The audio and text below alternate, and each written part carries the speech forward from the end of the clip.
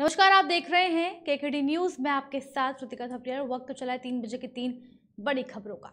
देश की सबसे बड़ी राजनीतिक पार्टी बीजेपी आज अपना 42वां स्थापना दिवस मना रही है। बीजेपी शासित राज्यों में इस मौके पर कई कार्यक्रम आयोजित किए जा रहे हैं। इस मौके पर प्रधानमंत्री नरेंद्र मोदी और पार्टी के राष्ट्रीय अध्यक्ष जेपी नड्डा वर्चुअल पार्टी नेताओं और कार्यकर्ताओं से जुड़े। मोदी ने कहा कि इस अमृत काल में भारत की सोच आत्मनिर्भरता, स्थानीय, वैश्विक, सामाजिक न्याय और समरसता की है। इन्हीं संकल्पों के साथ हमारी पार्टी एक विचार बीज के रूप में स्थापित हुई थी। इसीलिए अमृत काल प्रत्येक भाजपा कार्यकर्ता के लिए कर्तव्य काल है। और पीएम मोदी ने क्या कुछ कहा, देखिए इस वीडियो में।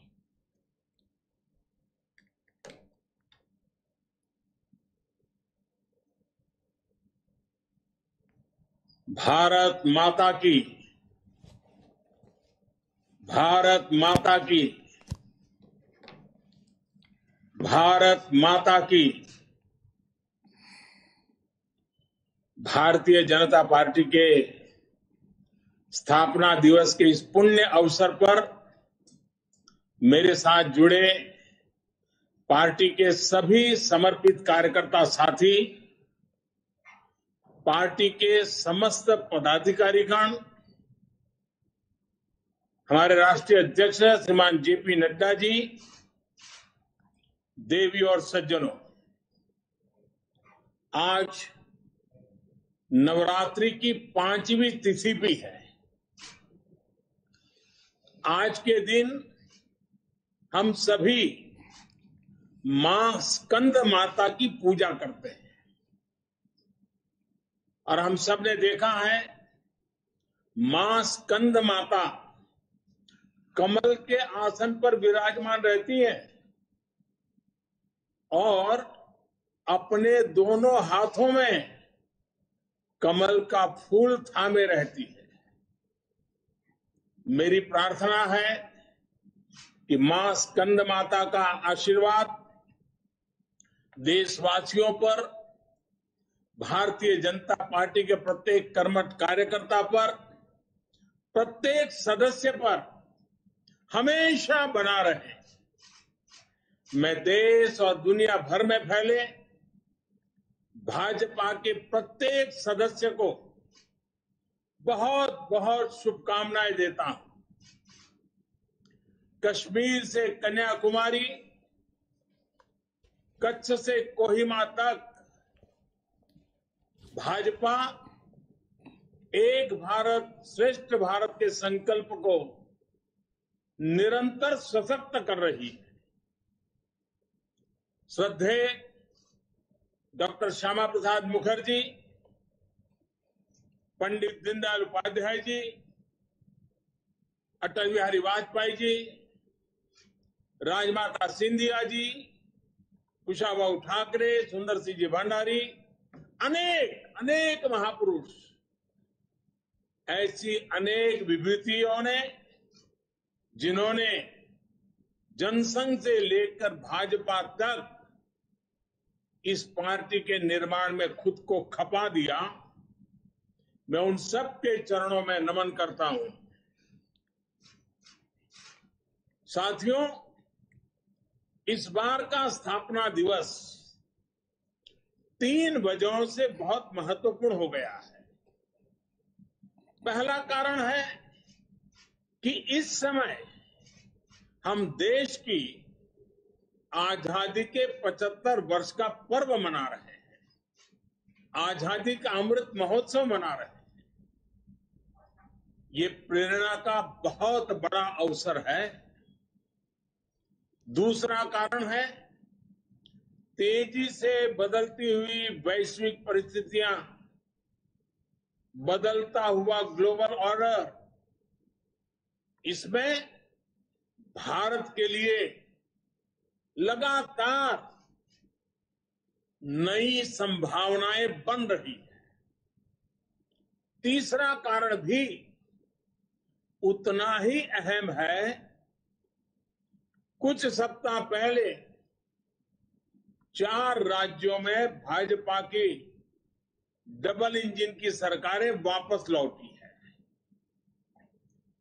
3 दशकों के बाद राज्यसभा में किसी पार्टी के सदस्यों की संख्या 100 तक पहुंची है। यानी वैश्विक दृष्टिकोण से देखें या राष्ट्रीय दृष्टिकोण से देखें, भाजपा का दायित्व, भाजपा के प्रत्येक कार्यकर्ता का दायित्व लगातार बढ़ रहा है। इसलिए भाजपा का प्रत्येक कार्यकर्ता देश के सपनों का प्रतिनिधि है, देश के संकल्पों का प्रतिनिधि है। इस अमृत काल में भारत की सोच आत्मनिर्भरता की है, लोकल को ग्लोबल बनाने की है, सामाजिक न्याय की है, समरसता की है। इन्हीं संकल्पों को लेकर एक विचारविद के रूप में हमारी पार्टी की स्थापना हुई थी। इसलिए ये अमृत काल भाजपा के हर एक कार्यकर्ता के लिए कर्तव्य काल है। हमें देश के संकल्पों के साथ निरंतर जुड़े रहना है, उनके लिए जीना है, उनके लिए जूझना है, देश के लिए खुद को खपा देना है। साथियों, एक समय था जब लोगों ने ये मान लिया था कि सरकार किसी भी आए, लेकिन देश का कुछ नहीं हो पाएगा, निराशा ही निराशा थी। आज देश का एक एक जन गर्व से यह कह रहा है कि देश बदल रहा है, तेजी से आगे बढ़ रहा है। आज दुनिया के सामने एक ऐसा भारत है जो बिना किसी डर या दबाव के अपने हितों के लिए अड़िग रहता है। जब पूरी दुनिया दो विरोधी ध्रुवों में बटी हो, तब भारत को एक ऐसे देश के रूप में देखा जा रहा है जो दृढ़ता के साथ मानवता की बात कर सकता है। हमारी सरकार राष्ट्रीय हितों को सर्वोपरि रखते हुए काम कर रही है। आज देश के पास नीतियां भी है, नियत भी है। आज देश के पास निर्णय शक्ति भी है और निश्चय शक्ति भी है। इसलिए आज हम लक्ष्य तय कर रहे हैं, उन्हें पूरा भी कर रहे हैं। आपने भी देखा है, कुछ समय पहले ही देश ने $400 बिलियन यानी 30 लाख करोड़ रुपए से भी ज्यादा के उत्पादों के एक्सपोर्ट का टारगेट पूरा किया है। कोरोना के इस समय में इतना बड़ा लक्ष्य हासिल करना भारत के सामर्थ्य को दिखाता है। कोरोना के खिलाफ लड़ाई को भारत अपने संसाधनों से लड़ रहा है, लगातार जीतने का प्रयास कर रहा है। आज भारत 180 करोड़ से ज्यादा वैक्सीन डोज देने वाला देश है। आज पूरी दुनिया देख रही है कि इतने मुश्किल समय में भारत 80 करोड़ गरीबों, वंचितों को मुफ्त राशन दे रहा है। 100 साल के इस सबसे बड़े संकट में गरीब को भूखा ना सोना पड़े, इसके लिए केंद्र सरकार करीब करीब 3.5 लाख करोड़ रुपए खर्च कर रही है। बीते वर्षों में देश ने ये देखा कि जिस तरह अपने नागरिकों का जीवन आसान बनाना भाजपा सरकारों की, डबल इंजन की सरकारों की प्राथमिकता रही है। गरीबों को पक्के घर से लेकर शौचालय के निर्माण तक, आयुष्मान भारत योजना से लेकर उज्ज्वला तक, हर घर जल से लेकर हर गरीब को बैंक खाते तक, ऐसे कितने ही काम हुए जिनकी चर्चा अगर मैं करना शुरू करूं तो शायद कई घंटे निकल जाएंगे। सबका साथ, सबका विकास के मंत्र के साथ हम सबका विश्वास प्राप्त कर रहे हैं। देश के विकास के लिए दिन रात मेहनत कर रहे हैं। साथियों, आजादी के इस अमृत काल में हमने सेचुरेशन यानी जन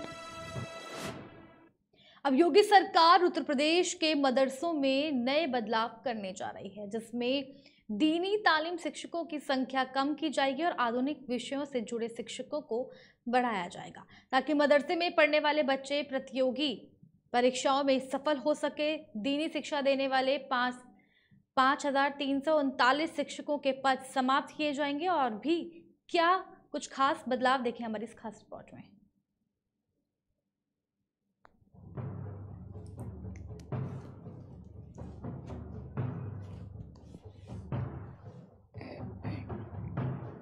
उत्तर प्रदेश के मुख्यमंत्री योगी आदित्यनाथ जिस तरह अपने दूसरे कार्यकाल में सभी विभागों में तेजी से काम कर रहे हैं, उसी तरह मदरसा शिक्षा परिषद भी कई बड़े बदलाव करने जा रही है।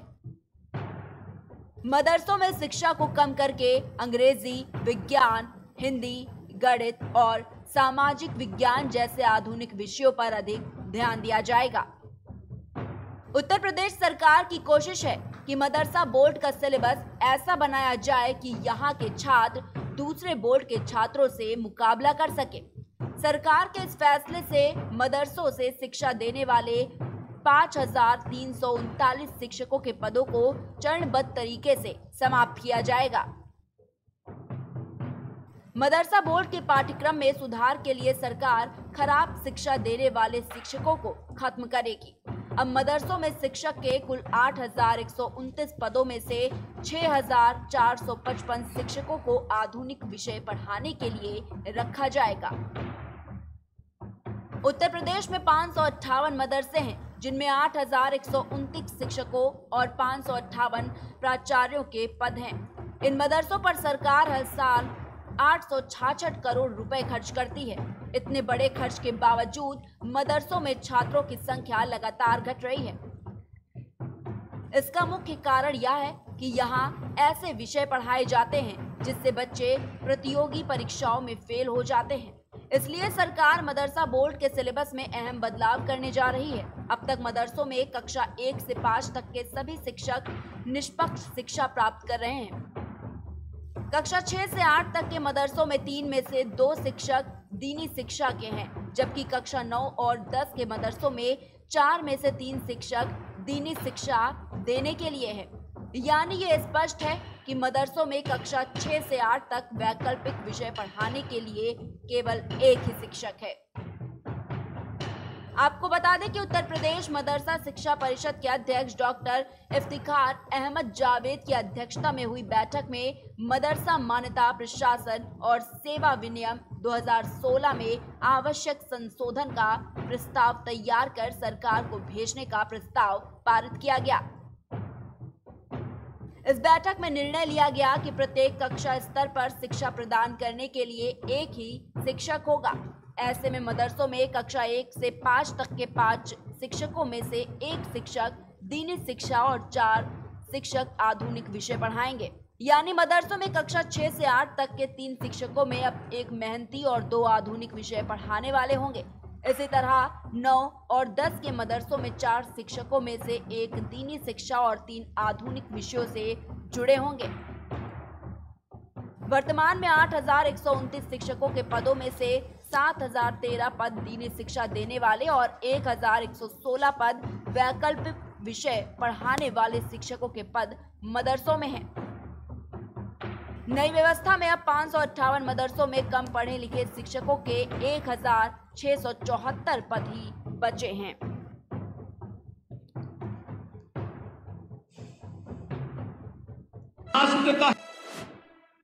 भारतीय जनता पार्टी अपना 42वां स्थापना दिवस मना रही है। इस बार बीजेपी का स्थापना दिवस समारोह कई मायनों में बेहद खास है। वजह यह है कि उत्तर प्रदेश में 47 साल बाद बीजेपी ने इतिहास रचते हुए लगातार दूसरी बार यूपी की सत्ता पर कब्जा जमाया है। स्थापना दिवस के अवसर पर सुबह 9 बजे मुख्यमंत्री योगी आदित्यनाथ और मंत्री स्वतंत्र देव सिंह की मौजूदगी में पार्टी के प्रदेश मुख्यालय लखनऊ में झंडा फहराया गया। इस अवसर पर उप मुख्यमंत्री केशव प्रसाद मौर्य एवं ब्रजेश पाठक, प्रदेश महासचिव सुनील बंसल सहित अन्य वरिष्ठ नेता एवं कार्यकर्ता उपस्थित थे। इसके बाद जुलूस शुरू हुआ, जिसमें भारतीय जनता पार्टी के सैकड़ों कार्यकर्ताओं ने भाग लिया। 42वें स्थापना दिवस पर सीएम योगी ने क्या कुछ कहा, देखिए इस वीडियो में। राष्ट्र का हित सर्वोपरि है, इस भाव को कहने वाला देश का एकमात्र राजनीतिक दल है जो नेशन फर्स्ट की इस थ्योरी को आगे बढ़ा करके देश पहला और दल का हित उसके बाद ये कहने वाला एकमात्र दल कोई है, वह भारतीय जनता पार्टी है। जो संकल्प एक एक करके हमारे पूर्वजों ने, उन महापुरुषों ने देखा था, उन संकल्पों को साकार कर रही केंद्र की मोदी सरकार आज देश और दुनिया के लिए कौतूहल का विषय बना हुआ है। तो एक राजनीतिक दल कैसे दुनिया के अंदर देखते देखते छा जाता है। अमित शाह जी जब देश के अंदर भारतीय जनता पार्टी के राष्ट्रीय अध्यक्ष थे, दुनिया के सबसे बड़े राजनीतिक दल के रूप में भारतीय जनता पार्टी का फैलाव वह भी पूरे देश ने और पूरी दुनिया ने देखा है। आज भाइयों बहनों, 42वां संस्थापक स्थापना दिवस का कार्यक्रम पूरे देश के अंदर हो रहा है और 42वें स्थापना दिवस कार्यक्रम के अवसर पर आज हम सब का यह गौरव की हम सब के लिए गौरव का विषय है कि भारतीय जनता पार्टी के स्थापना दिवस का यह कार्यक्रम हम सभी को इस दिशा में आगे बढ़ने के लिए बहुत एक नए संकल्प के साथ आगे बढ़ने की एक नई प्रेरणा प्रदान कर रहा है। आज के इस अवसर पर मैं एक बार फिर से उत्तर प्रदेश के अंदर अभी भारतीय जनता पार्टी के नेतृत्व में नई सरकार का गठन हुआ है। हम सब जानते हैं 2017 में लगभग 14 वर्ष के वनवास के बाद भारतीय जनता पार्टी की वापसी हुई और 2017 में भारतीय जनता पार्टी के नेतृत्व में प्रधानमंत्री मोदी जी के आह्वान पर पूरे प्रदेश ने भारतीय जनता पार्टी को अपना समर्थन दिया था और पिछले 5 वर्ष के दौरान सरकार और संगठन ने बेहतरीन समन्वय करते हुए प्रदेश के अंदर बिना किसी भेदभाव के गांव, गरीब, किसान, नौजवान, महिलाएं, समाज के एक बार फिर से 2022 के विधानसभा चुनाव में प्रधानमंत्री मोदी जी के नेतृत्व में, उनके मार्गदर्शन में फिर से उत्तर प्रदेश की जनता जनार्दन ने 2/3 से अधिक बहुमत के साथ भारतीय जनता पार्टी के नेतृत्व में फिर से प्रदेश के अंदर सरकार का गठन किया है। जब हम लोग अपना 42वां स्थापना दिवस पार्टी का यहां पर मना रहे हैं, ये स्वाभाविक रूप से हमारे लिए और भी सौभाग्य की बात है कि जिन जन आकांक्षाओं की पूर्ति का प्रत्येक नागरिक हमसे अपेक्षा रखता है, उन अपेक्षाओं पर खरा उतरने के लिए हम सबको प्रत्येक दिन एक नई परीक्षा के दौर से गुजरने के लिए अपने आप को तैयार करना होगा। अनेक मॉडल इस दौरान उत्तर प्रदेश ने दिए। चाहे उत्तर प्रदेश के अंदर 43.5 लाख गरीबों को एक एक आवास उपलब्ध करवाने का कार्य रहा हो, चाहे वह 2,61,00,000 गरीबों को एक एक शौचालय उपलब्ध करवाने का कार्य रहा हो, 15 करोड़ प्रदेश के गरीबों के लिए महीने में कोरोना कालखंड में 2 बार डबल इंजन की सरकार है, डबल डोज राशन की सुविधा उपलब्ध करवाने का कार्य हो, या फिर 5 लाख नौजवानों को सरकारी नौकरी उपलब्ध करवाने का कार्य पूरी ईमानदारी के साथ, पूरी प्रतिबद्धता के साथ इस कार्यक्रम को आगे बढ़ाने का कार्य भारतीय जनता पार्टी ने आगे किया है। और आज इसीलिए आज जब हम लोग फिर से जन अपेक्षाओं पर खरा उतरने के लिए इस जनादेश के साथ जब हम 42वां स्थापना दिवस का कार्यक्रम मना रहे हैं, जो जनादेश भारतीय जनता पार्टी को उत्तर प्रदेश की जनता जनार्दन ने दिया है, उन अपेक्षाओं पर खरा उतरना हम सब के लिए आज की सबसे बड़ी चुनौती होगी। 42वें स्थापना दिवस के अवसर पर चुनाव के पूर्व हम लोगों ने एक लोक कल्याण संकल्प पत्र जारी किया था। उस लोक कल्याण संकल्प पत्र को एक मंत्र मान करके, उसके एक एक शब्द को मंत्र मान करके उन पर खरा उतरना, उनको अंगीकार करना, जनता जनार्दन से किए गए उन सभी वायदों को एक संकल्प के रूप में आगे बढ़ाने के व्रत के साथ हमें आगे बढ़ना होगा। इस विश्वास के साथ मैं आज के इस अवसर पर एक बार प्रदेश भर के सभी कार्यकर्ताओं को 42वें स्थापना दिवस के अवसर पर मैं हृदय से बधाई देता हूं। पार्टी के संस्थापक भारतीय जनसंघ डॉक्टर श्यामा प्रसाद मुखर्जी, पंडित दीनदयाल उपाध्याय और भारतीय जनता पार्टी की स्थापना काल में ही भारतीय जनता पार्टी को एक नई दिशा देने वाले श्रद्धेय अटल बिहारी वाजपेयी जी समेत उन सभी महापुरुषों को जो आज भौतिक रूप से हमारे बीच नहीं, मैं इस अवसर पर विनम्र नमन करते हुए पार्टी के यशस्वी नेतृत्व के मार्गदर्शन में उत्तर प्रदेश उन जन साथ देखते रहिए केकेडी न्यूज।